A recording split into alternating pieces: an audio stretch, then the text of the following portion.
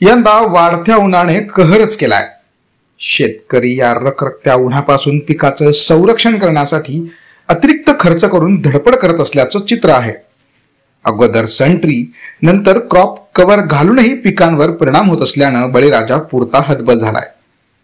उन्हाचा फटका बसल्यानं केळीचं रोप खराब झालं, त्यामुळे त्याची पुन्हा लागवड करायची ही प्रक्रिया सुरूच आहे।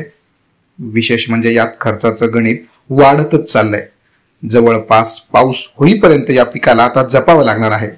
त्यानंतर हे पीक सेट होईल अशी प्रतिक्रिया शेतकरी साहेबराव माळी यांनी दिली आहे। केळी कधी लागवड केली?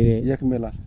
ते आपल्याकडे जे तापमान जास्त असतं त्यासाठी उन्हापासून बचाव करण्यासाठी काय प्रयोग केलेला आहे? सन लावलेला आहे 3 आठवड्या अगोदर आणि कॅप कव्हर आणि काड्या वगैरे लावून त्याला वाचवण्याचा प्रयत्न केला। आधी सन लावला, नंतर मग केळी लागवड केली, मग कॅप कव्हर, नंतर कॅप कव्हर दुसऱ्या दिवशी।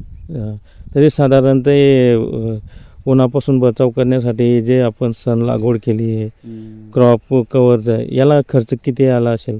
जवळजवळ आतापर्यंत 40,000 रुपये खर्च झालेला। 40,000 रुपये खर्च। आणि रोप कितीचं? 17 रुपयाला एक रोप मिळतं ते। अच्छा, 3 इंच। म्हणजे आपल्याला 2 महिनेपर्यंत आपल्याला त्याची काळजी 3 महिने जोपर्यंत पाऊस पडतो तोपर्यंत आपल्याला काळजी सांभाळायची आहे। एकदाचा पाऊस चालू झाला आणि पत्ती त्याला 3 पत्ती 4 पत्ती आली की मग काही प्रॉब्लेम सेट होऊन जातो ते। तरी एवढं आपण एक क्रॉप कव्हर आणि सन लावलं तरी बी काही झाडं ते तर नाजूक पान असतं ते, त्याच्यामुळे ते त्याला हे लागलं तापमानामुळे ऊन लागलं की ऑटोमॅटिक येऊन जातो।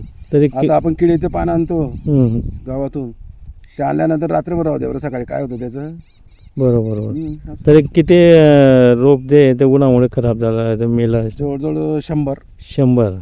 मग परत ते लावलं गेलं।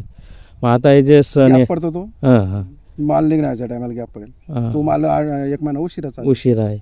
जो ॲडव्हान्स लावलेला आहे तो एका टायमाला कटिंग होईल। आता हे जे सण आहे हे कधी कापला जाईल? मग याच्यापासून काय फायदा? कापला जाईल याच्यापासून काय फायदा? उन्हाचा बचाव होतो ना, सावली होत। आणि मग नंतर पाऊस सुरू झाला का काटून घ्यायचं, त्याला खत म्हणून वापरलं जातं। त्याला खत म्हणून वापरला आहे।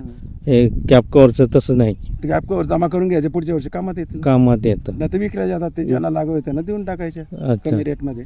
परंतु हा जो आहे रोप वाचवण्यासाठी शेतकऱ्यांना खूप धडपड करावं लागत असते। आणि लाईनचा प्रॉब्लेम, लाईन दिवसा लाईन द्यायला पाहिजे, जवळजवळ 4 दिवस तरी द्यायला पाहिजे। इतर ठिकाणी 4 दिवस चालू आहे आणि फक्त चोपड्या एरियामध्ये 3 दिवस आहे। 3 दिवस आहे त्याच्यामुळे ते मग रोप त्याला परिणाम होत असेल ना? परिणाम होतो ना, बरोबर।